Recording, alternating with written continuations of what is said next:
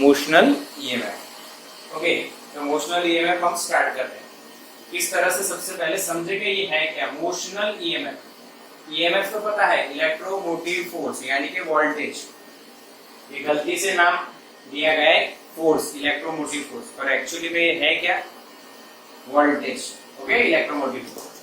अब motional EMF यानी हमारे चैप्टर का नाम क्या है, इलेक्ट्रोमैग्नेटिक इंडक्शन, चैप्टर 6 का ईएमआई।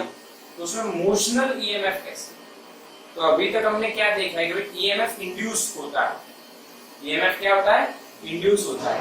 कैसे इंड्यूस होता है, तो फैराडेस एक्सपेरिमेंट थे बहुत सारे, मैग्नेट को मोशन में लाए, कॉइल्स को मोशन में लाए, स्विच ऑन ऑफ तक हमने की, जिससे हमने देखा कि ईएमएफ इंड्यूस होता है। बट इसका मतलब क्या है, ये मोशनल ईएमएफ का मतलब क्या है कि ईएमएफ इंड्यूस होता है due to some kind of motion. Okay, EMF induced in a coil or circuit due to change in magnetic flux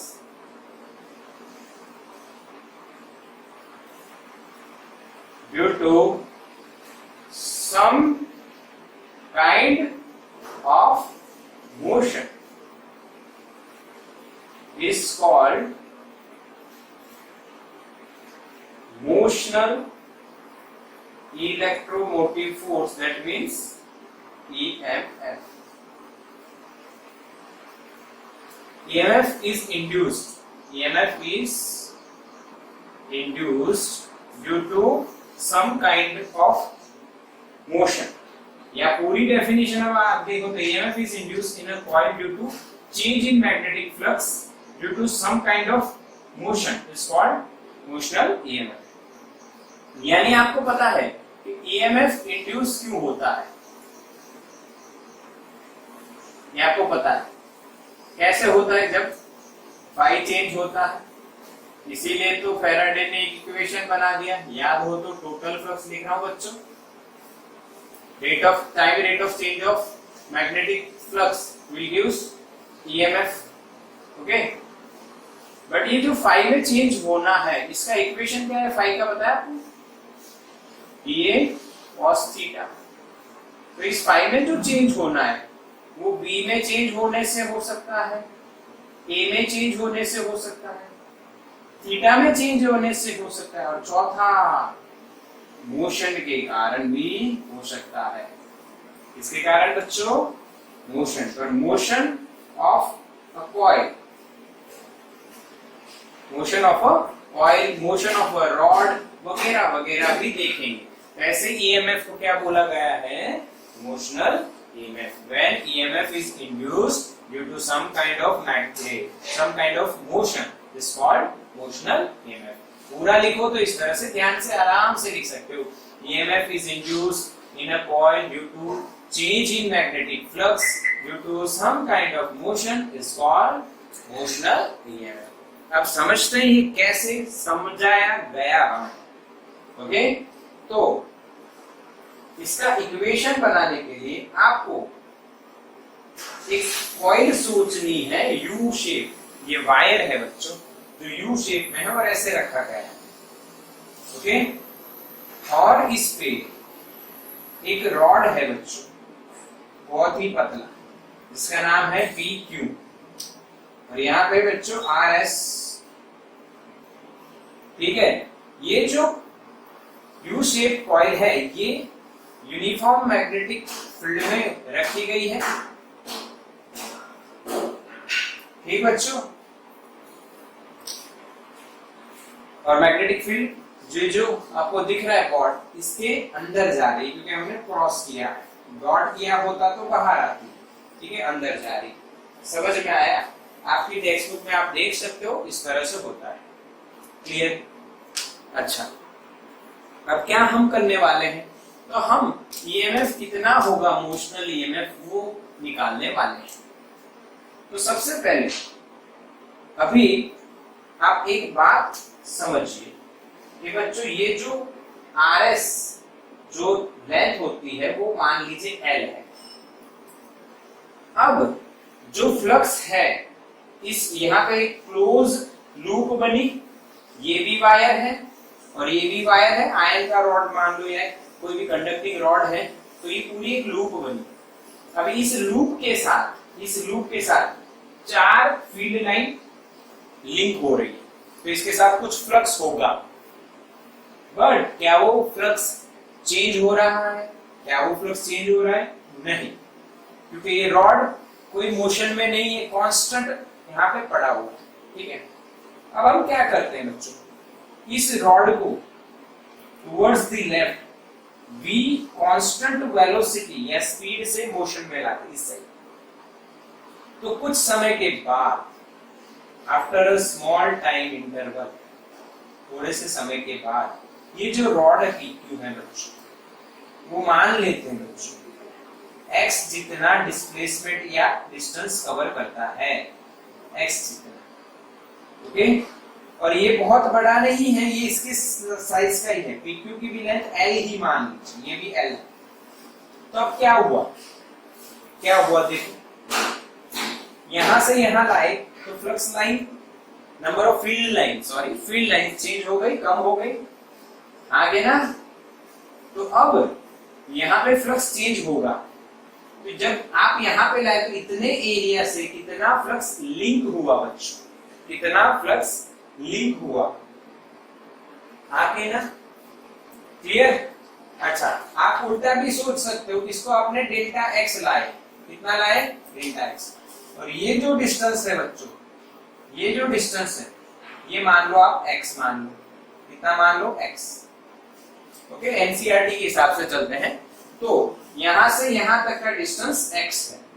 okay, आप इस साइड इसको लेके आए, डेल्टा x जितना डिस्टेंस v वेलोसिटी से इसने ट्रैवल किया। जब वो x पोजीशन पे है बच्चों, तो कितना फ्लक्स लिंक हुआ होगा? Flux link with coil, phi is equals to VA cos theta, सबको पता है, V कांस्टेंट है, एरिया क्या होगा? L into x होगा बच्चों। देखो सोचो, ये L है और ये डिस्टेंस x है, तो इतना, ये जो 1 2 3 4, ये जब 4, अभी इसको भूल जाओ, हमने डेल्टा x लेके आए, ये मैंने आपको बताया, अभी इसको भूल जाओ। ठीक है, अच्छा अब देखो तो कितना हुआ, ये एरिया L into x हुआ। ठीक है, तो Lx आ गया। cos थीटा कितना बच्चों? तो थीटा 0 हुआ। कैसे? तो ये लूप ऐसे बन रही है, इसका एरिया ऐसे हुआ, इसका आप एरिया का vector perpendicular to the surface मानो तो अंदर जाता हुआ मानो तो b और a सेम डायरेक्शन, या तो आप बाहर मान लो तो 180 हो जाएगा, अंदर मान लो तो 0 हो जाएगा। हम इजी रहे, नेगेटिव ना आए, इसलिए ऐसा रखा VLx। This is the flux linked with this loop when rod is at x position with respect to this s, x जितनी दूरी पे। अब हम इसको कांस्टेंट मोशन में लाते हैं, कांस्टेंट स्पीड से यहाँ पे लेके, अभी मैंने जो ड्रॉ किया था वही करना है। ठीक है, ये P की और Q की नई पोजीशन आ गई। इतना मैंने लिखा था इधर डेल्टा x या dx कह सकते हो, बहुत छोटा डेल्टा x इधर लिखा, या आप dx कह देते हो बच्चों, छोटा सा dx इधर लिख। ओके, तो फ्लक्स चेंज हुआ, जब ये रॉड मोशन में आया, इस पे स्लाइड हो सकता है, इस तरह से अरेंजमेंट किया, मोशन में आया तो फील्ड लाइंस कम हुई, यानी फ्लक्स चेंज हुआ तो ईएमएफ इंड्यूस होगा। तो यहाँ पे इंड्यूस्ड ईएमएफ कितना होगा? Epsilon is equals to equation minus d phi by dt, minus d by dt of phi की वैल्यू VLx, माइनस VL is constant, dx by dt, b uniform magnetic field, l distance between r and s वो constant है, तो ये VL बाहर आ गया, dx by dt। What is dx by dt? याद करो, chapter number 3 same number 1 11 standard, dx by dt क्या होता है? Instantaneous instantaneous velocity, instantaneous velocity. तो dx by dt आप लिखोगे वेलोसिटी VLV। अब आप सोचोगे सर माइनस कहां गया, तो माइनस कहां गया वो बता रहा हूं, देखो dx by dt is negative. क्यों बच्चों, ये जो dx है, जो डेल्टा x लिखोगे वो घटेगा, यानी डेल्टा x नेगेटिव आएगा, यानी डिक्रीजिंग। हाँ, तो ऑपोजिट डायरेक्शन में वेलोसिटी है, that's why negative, dx by dt is negative, that's why आप क्या लिखो यहाँ पे माइनस माइनस क्या हो जाएगा प्लस। आगे ना ये आप इस तरह से भी बता सकते हो कि v किसकी जगह लिखा आपने, माइनस dx by, समझ रहे हो। तो this is the equation of motional EMF। Motional EMF में आ रहा है L इंटू V, V यानी वेलोसिटी, स्पीड, जिसके कारण ये EMF इंड्यूस हुआ है। बोलो समझ में आया कि नहीं, clear. This is the equation of motional EMF। Reason आप नीचे लिख दीजिए, आपके पास जगह है यहाँ पे, रीजन लिखेंगे dx by dt की जगह आप क्या लिख रहे हो माइनस v, और माइनस dx by dt की जगह आप क्या लिख रहे हो v, जो भी लिखो, वेलोसिटी नेगेटिव है। चलो ठीक, समझ में आया। तो अब आपको बोला जाए कि what is the equation of motional EMF, तो आप सीधा क्या बोलोगे VLV। क्या बोलोगे बच्चों, VLV।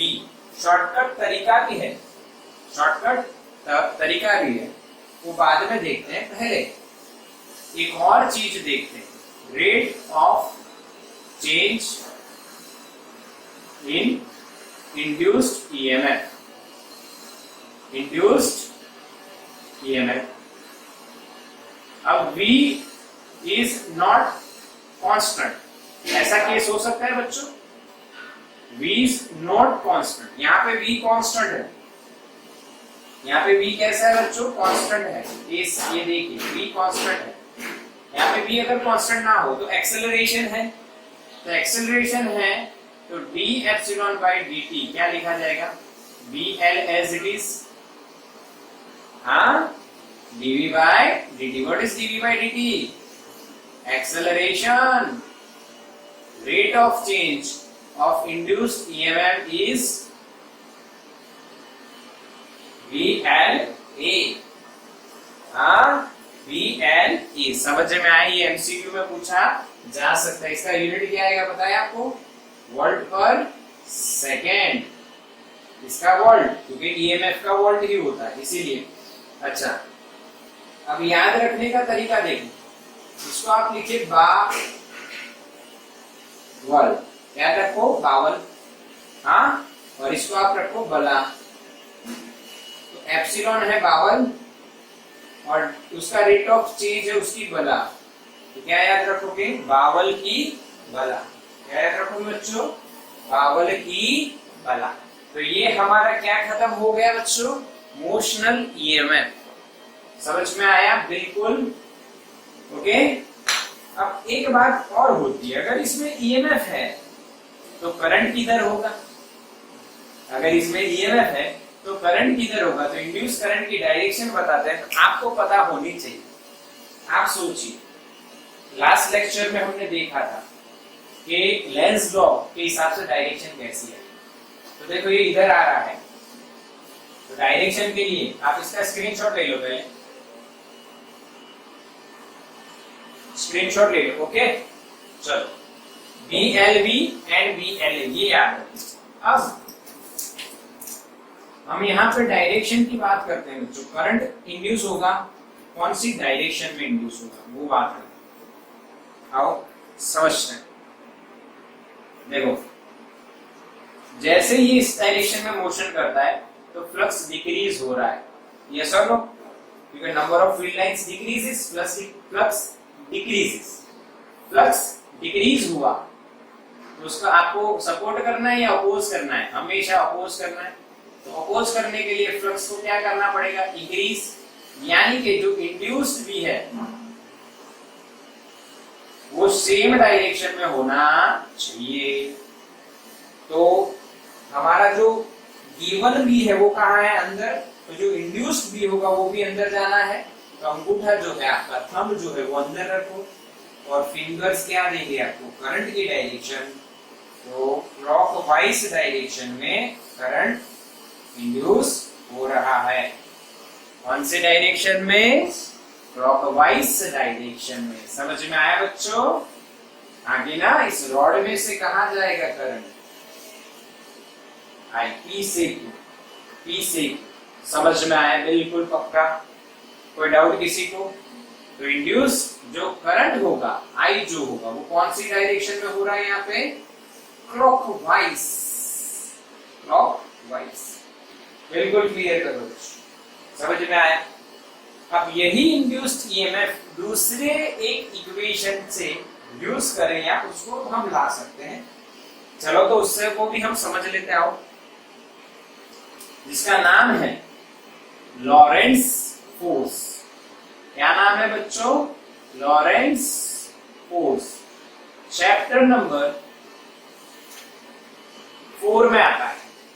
उसका इक्वेशन है बच्चों F equals to Q into E plus V cross V। ये चैप्टर नंबर 4 में आप देखोगे। कौन से चैप्टर में, 4 में, कि भाई हाँ ऐसा एक लॉरेंस फोर्स का इक्वेशन है। अब उसके बाद मैं बात करता हूं मैग्नेटिक फोर्स की। अब आप देखो तो बच्चों, मैग्नेटिक फोर्स जो होता है वो लिखते हैं हम सिर्फ Q into V cross V। अब यहाँ पे आप देखोगे तो Q into E electric force, Q into V cross V यानी मैग्नेटिक फोर्स, यानी लॉरेंस फोर्स क्या हुआ, electric force plus magnetic force. तो मैग्नेटिक फोर्स क्या हुआ, Q into V cross V। ये इक्वेशन क्या बताता है, ये इक्वेशन ये बताता है जब कोई चार्ज मोशन में हो और मैग्नेटिक फील्ड में मोशन में हो तो उसमें चार्ज के ऊपर फोर्स लगता है। तो ध्यान से समझना है, ध्यान से समझना है। यहां पे मान लीजिए Q चार्ज है, कितना चार्ज है, Q चार्ज है रॉड में, उसको हम P2Q मूव करवाते हैं। कितना मूव करवाते हैं बच्चों, P2Q। तो वर्क करना पड़ा F इंटू PQ, आगे ना F इंटू PQ। तो बच्चों F फोर्स की वैल्यू कितनी होगी, ध्यान से देखिए, Q V B साइन। अब B कहाँ है, अंदर, B किधर है, लेफ्ट। तो B अंदर, V लेफ्ट में है, तो एंगल कितना बनेगा, 90। तो फोर्स की वैल्यू हुई, यहां से मैग्नेटिक फोर्स की वैल्यू हुई QVB साइन 90। आगे ना, और PQ की जो लेंथ है बच्चों वो कितनी है, L। तो ये कट हो गया, तो हमारा आंसर क्या आएगा, VLV into Q। This is the work. अब आपको पता है जो EMF होता है बच्चों, what is electromotive force, work done per unit charge is equals to, क्या आंसर आएगा, VL। क्या बच्चों वही आंसर आया जो हमने अभी डिराइव किया था, सेम टू सेम। अगर चैप्टर 4 नहीं पढ़ा है अच्छी तरह से तो पढ़ लीजिए, या सिर्फ इसको याद रखिए कि लॉरेंस फोर्स है वो इलेक्ट्रिक फोर्स है, और ये कौन सा फोर्स है, मैग्नेटिक फोर्स। लॉरेंस फोर्स में सॉरी दोनों आएंगे, electric force and magnetic force. समझ में आया, क्लियर है? अच्छा ये क्लियर कर लो, स्क्रीनशॉट ले लो, इसका स्क्रीनशॉट ले लो बच्चों। ओके चलो, अब हमें एक और बात देखनी है, ओरिजिन, ये ईएमएफ जनरेट कैसे हुआ। आपको एक बात बता देता हूं बच्चों, देखो, ओरिजिन ऑफ मोशनल और इंड्यूस्ड ईएमएफ। अच्छा मोशनल ही रखते हैं अभी, मोशनल ईएमएफ। ये बात आपको समझनी है, एनसीईआरटी में नहीं दी गई है, तो मैं आपको बताता हूं किस तरह से समझो। How motional EMF is induced. ये एक रॉड है बच्चों, इसको इस साइड में आप वेलोसिटी v से ले जा रहे हो, ये p है और ये q। अब समझना है आपको, क्या इस रॉड के अंदर ये PQ क्या है पता है? रॉड है, पर कैसा है? Conducting rod. अच्छा, कंडक्टिंग है तो उसके पास क्या फ्री इलेक्ट्रॉन्स होंगे? डेफिनेटली होंगे, तभी तो वो कंडक्टिंग है। ठीक है, फ्री इलेक्ट्रॉन्स है। अब मैग्नेटिक फोर्स लगेगा क्या ऑन इलेक्ट्रॉन? कितना लगेगा? F इजिकल्स टू, ध्यान से देखो, माइनस ई V क्रॉस V। आगे ना बच्चों, माइनस ई V क्रॉस V। चलो समझो, अब V किधर है? इस साइड है। V कहाँ है? इनसाइड है। तो आप V क्रॉस V नीचे जाएगा, आगे ना V क्रॉस V कहाँ आएगा? नीचे। ये आप ऐसे देख लीजिए, ऐसे करो, ये फर्स्ट वेक्टर, ये सेकंड वेक्टर, ये फर्स्ट, ये सेकंड, और ये resultant A B, A cross B। तो A इधर है, B अंदर है, तो A क्रॉस B कहाँ? V इधर है, B अंदर, तो V क्रॉस B कहाँ आएगा? नीचे। और आगे माइनस है, यानी इलेक्ट्रॉन के ऊपर फोर्स कहाँ लगेगा? P के साइड, टुवर्ड्स P। तो इलेक्ट्रॉन कहाँ जाएंगे? Towards P। तो थोड़ा सा बड़ा बना देते हैं इसको, दिखे इस तरह से। ओके, तो यहाँ पे इलेक्ट्रॉन्स इकट्ठा हो जाएंगे और यहाँ पे पॉजिटिव चार्ज। समझ में आया बच्चों? V इधर, V अंदर है, तो V क्रॉस V कहाँ लगेगा? नीचे। बट माइनस है, इसलिए कहाँ जाएंगे? ऊपर। तो यहाँ पे नेगेटिव और यहाँ पे पॉजिटिव, तो यहाँ पे क्या डेवलप हो गया? EMF। आगे ना, समझना है बच्चों? तो ये है ओरिजिन ऑफ मोशनल EMF। किस तरह से EMF इंड्यूस होता है, समझ में आया?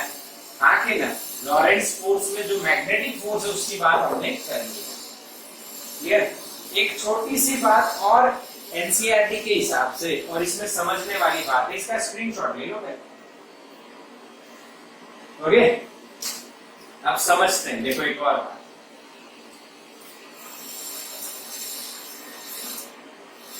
कि भाई फैराडे का सपना क्या था? फैराडे का सपना ये था कि इलेक्ट्रिक और मैग्नेटिक फील्ड दोनों एक दूसरे से रिलेटेड है, ऐसा प्रूव करना। तो उन्होंने ये प्रूव कर दिया। कैसे? देखो यहाँ पे समझो, मैग्नेटिक फील्ड से ही तो EMF मिल रहा है। मैग्नेटिक फील्ड से ही EMF। थोड़ी सी बात कर लेते, चार्ज जो होता है वो जो रेस्ट में होता है और मोशन में होता है, तो जब वो रेस्ट में होता है तो कौन सी फील्ड देता है? Electric field. मैग्नेटिक फील्ड नहीं जनरेट करता। ऑस्ट्रेट ने ये एक्सपेरिमेंट किया था, जो मैंने स्टार्टिंग में आपको बताया था, कि भाई अगर वायर के अंदर से करंट पास होता है तो उसके आसपास क्या जनरेट होती है? Magnetic field. तो ये जो मोशन में होगा ये इलेक्ट्रिक फील्ड तो जनरेट करेगा, साथ ही साथ में कौन सी फील्ड? मैग्नेटिक फील्ड भी जनरेट करेगा। क्लियर? आगे ना, यानी चार्ज इन मोशन। इसका मतलब क्या हुआ? देखो, अगर एक मैग्नेट है साउथ और नॉर्थ और एक रेस्ट पे है, और यहां से Q चार्ज अगर V वेलोसिटी से पास होता है तो ये इस पे फोर्स लगाएगा। ये इस पे क्या लगाएगा? फोर्स, क्योंकि वो मैग्नेटिक फील्ड जनरेट कर रहा है। ऐसा एक्सपेरिमेंट किसने किया था? ऑस्ट्रेट ने। उन्होंने वायर लिया, वायर में से करंट पास किया, यानी चार्ज मोशन में है, और उसके आसपास मैग्नेटिक नीडल रखी, तो देखा वो नीडल घूम गई, यानी उसमें मैग्नेटिक फोर्स लगा due to the charging motion. इसी तरह से अगर एक स्टैटिक चार्ज पड़ा हो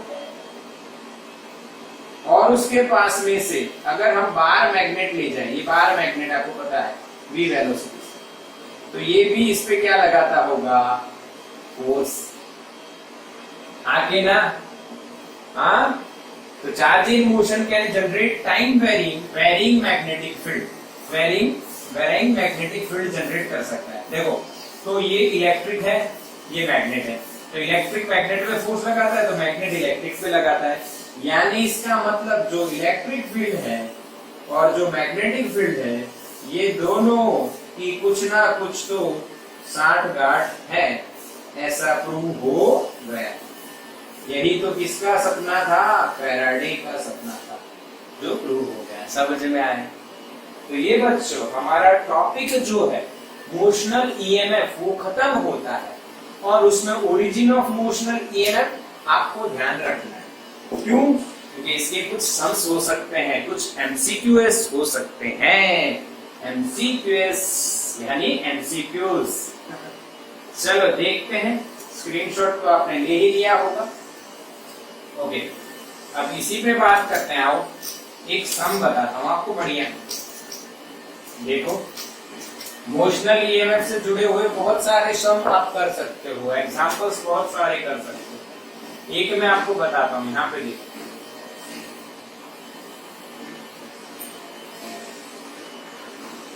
इसके आधे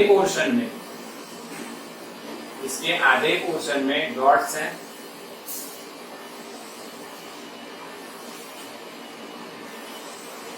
और आधे में क्रॉस। समझ लेना,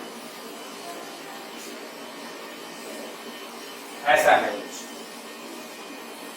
तो यहाँ पे जो इंड्यूस ईएमएफ होगा वो ईएमएफ कितना होगा? अगर नॉर्मली इस रॉड में एप्सिलॉन ईएमएफ जनरेट होता है, तो टोटल ईएमएफ, अगर ये लूप हमने ऐसी रखी, मान लेते हैं पूरी, तो यहाँ पे इंड्यूस ईएमएफ कितना होगा? समझो मेरी बात, समझो बच्चों, इतना इंड्यूस ईएमएफ होगा। तो इस पॉइंट की बात करें P, इसकी बात करें Q, यहाँ पे बात करें R, यहाँ पे बात करें S, इधर की बात करें तो इधर कितना? अगर ये पूरी, चलो ऐसा ले लेते हैं, पूरी लूप मोशन में है, छोड़ दो इसको, हटा दो, रॉड को ले, ये पूरी लूप ले लो बच्चों, पूरी लूप है। ये अगर मोशन में इधर 20 स्पीड से, तो कितना ईएमएफ इसमें इंड्यूस होगा?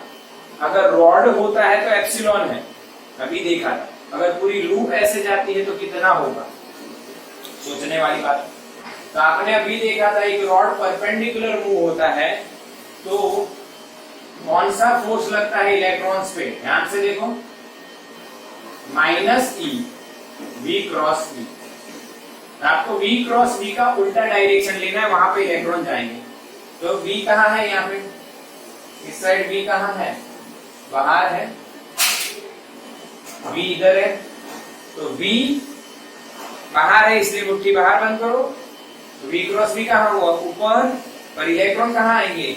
नीचे। यहाँ पे इलेक्ट्रॉन्स आएंगे, तो यहाँ पे कौन पॉजिटिव का, यहाँ पे नेगेटिव पॉजिटिव। समझ में आया? क्लियर बच्चों? अब देखो उसी की बात यहाँ कर लेते हैं। यहाँ पे मैग्नेटिक फील्ड कहाँ है? अंदर, यानी इसका उल्टा होगा डेफिनेटली, यानी नीचे नेगेटिव है, तो यहाँ पे नीचे क्या आ जाएगा? पॉजिटिव, और यहाँ पे क्या आएगा? नेगेटिव। ओके, अब एक इन दोनों में नहीं होगा। क्यों? ये परपेंडिकुलर, इसका जो लेंथ है वो वेलोसिटी के परपेंडिकुलर होना चाहिए, वो नहीं, ठीक है?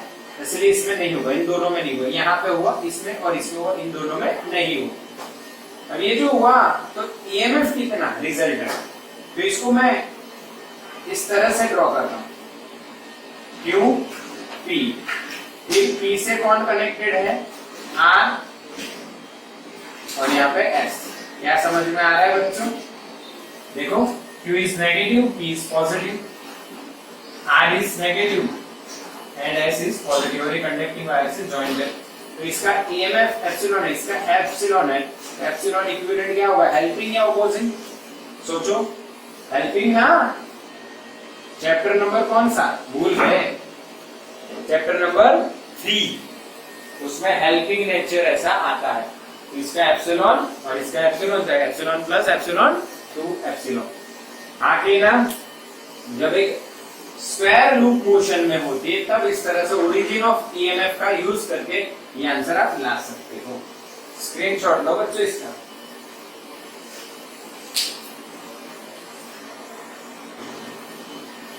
चलो बच्चों, अब इसके बाद हम एनसीईआरटी को फॉलो करते हैं, और उसमें आता हुआ एक 2 सम इसी लॉजिक पे बेस्ड। चलो, तो जो 6.7 6 है बच्चों, उसको स्टार कर दो, क्योंकि उसका जो आंसर है वो फिक्स सभी के लिए सेम आंसर आता है, यानी उस आंसर को आपको डिराइव नहीं करना है। एक बार तो मैं करके बता रहा हूँ, फिर दोबारा से कभी यूज करना है तो डायरेक्टली सेम केस हो तो आप यूज कर लेना।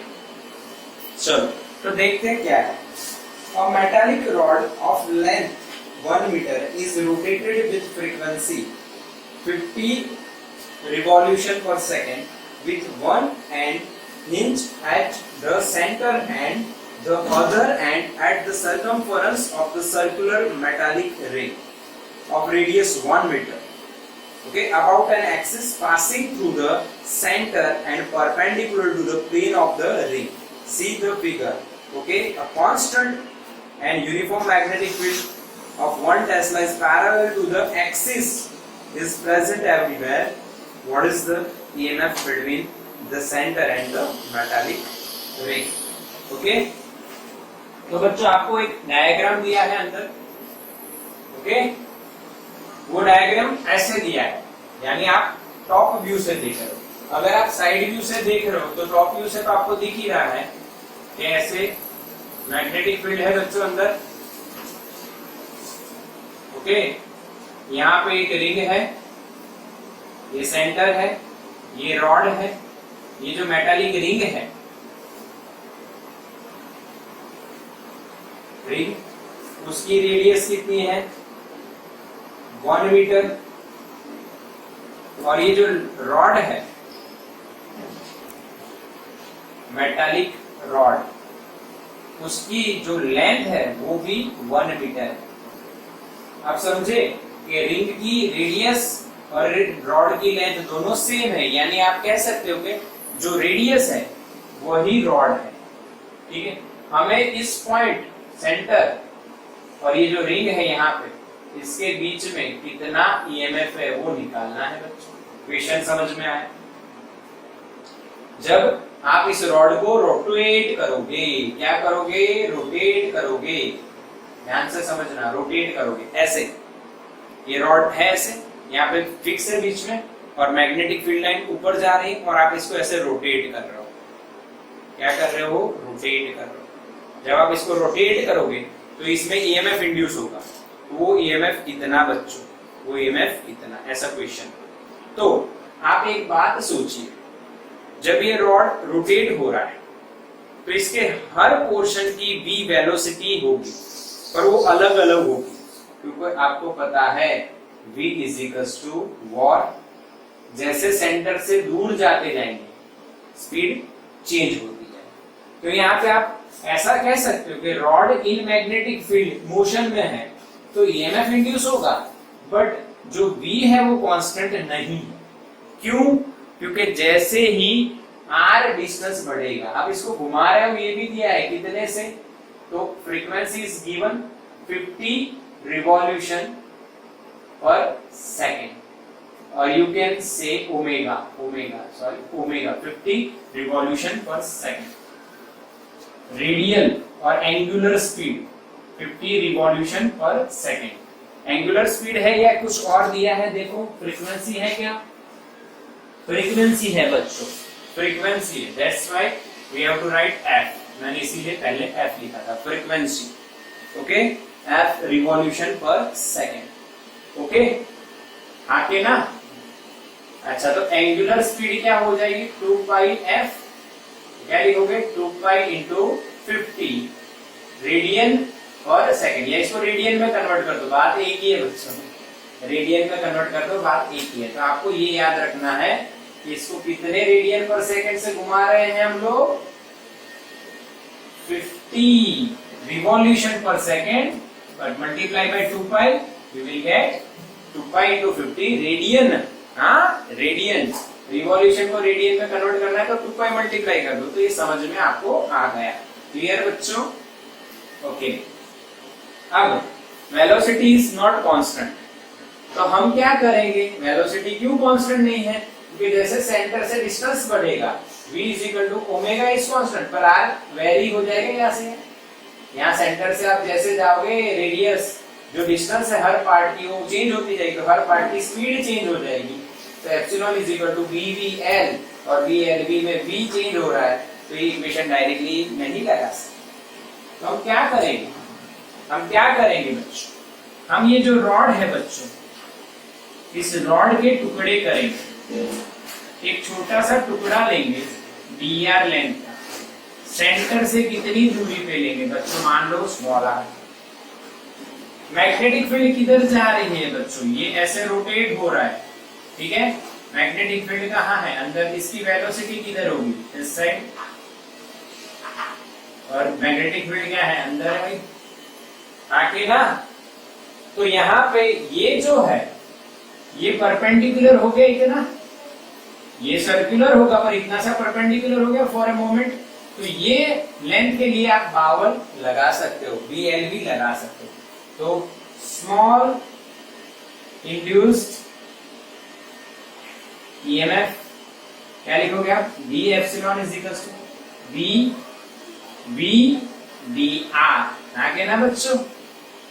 V का इक्वेशन क्या होगा, for V omega into R, यानी V is equal to omega into R. So this is the small induced EMF in this small element due to the magnetic field.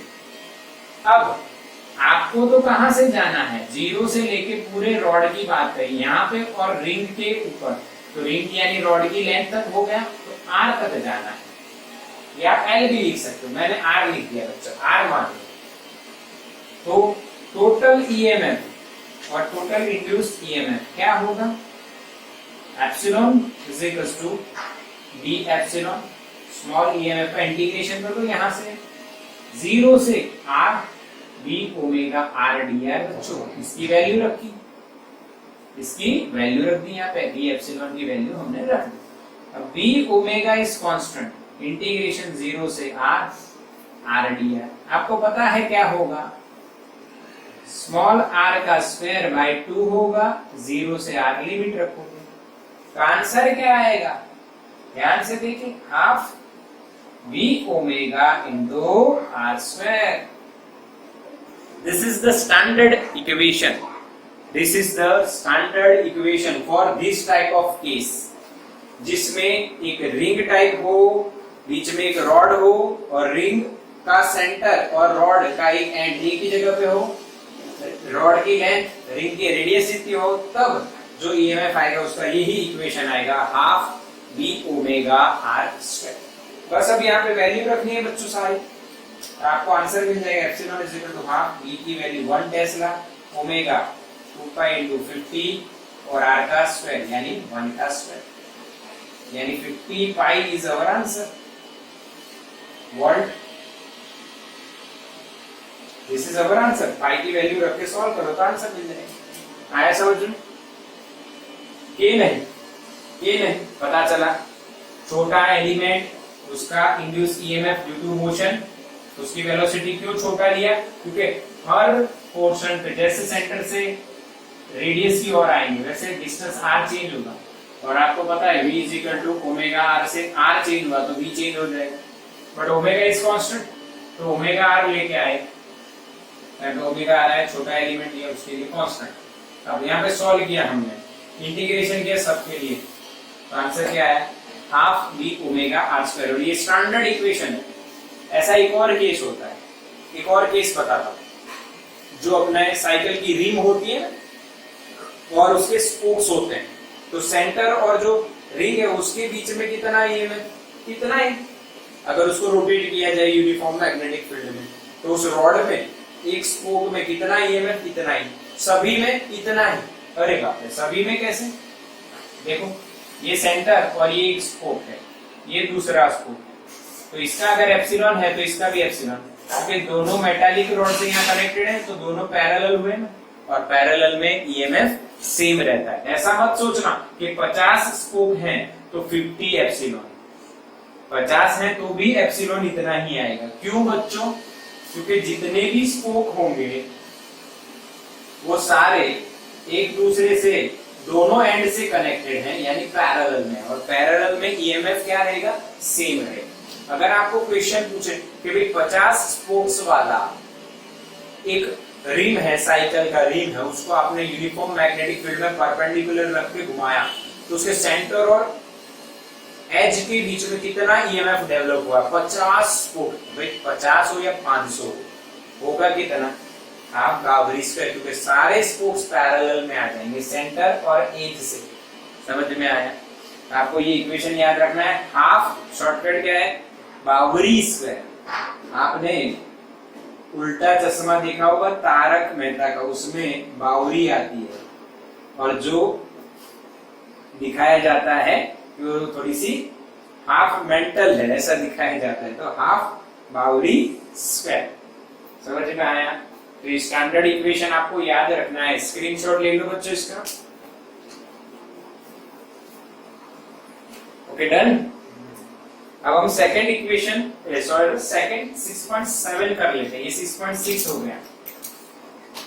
चलो 6.7 देखते हैं क्या है। मैं पढ़ता हूं बच्चों, आप देखें अंदर। अ व्हील विथ 10 मेटालिक, जो मैंने अभी अभी आपको बताया, एक व्हील है जिसमें 10 मेटालिक स्पोक्स हैं, ईच 0.5 मीटर लॉन्ग, यानी आर लिख दो इसमें, रेडियस ये, rotated with the speed of 120 revolution पर मिनट। यानी अब आपके पास 10 स्पोक वाला एक रॉड है, उसको रोटेट किया जाता है normal to the horizontal component of the earth magnetic field. मान लीजिए ऐसे अर्थ की मैग्नेटिक फील्ड हॉरिजॉन्टली ऐसे, और उसके परपेंडिकुलरली एक रिम रखी गई है। ओके, उसमें कितने स्पोक्स हैं? 1 2 3 4 5 6 7 8 9 10 10 स्पोक।